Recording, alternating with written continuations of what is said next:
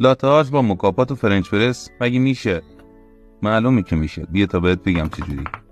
ابتدا بسکت مکاپاتمون رو توی 2 الی 3 مرحله با قهوه پر میکنیم و هر دفعه چند تا ضربه با بسکت به میز میزنیم تا بسکت به صورت صحیح و یک نواخت پر بشه و در آخر سطح قهوه رو با دست یا قاشق کاملا صاف میکنیم. مخزن مکاپات رو تا زیر سوپاپ با آب داغ پر میکنیم.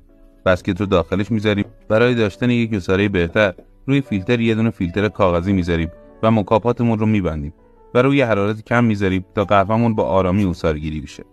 شیر با دمای حدود 80 درجه رو داخل فرنچ پرس می‌ریزیم و بعد از اینکه ویدیو رو لایک کردیم شروع می‌کنیم به فوم‌دار کردن شیر و اون رو داخل پیچر می‌ریزیم و شروع به مخلوط کردن شیر با قهوه و زدن آرد می‌کنیم. اگر به قهوه و دنیای قهوه علاقه‌مندی، کافی 9 فالو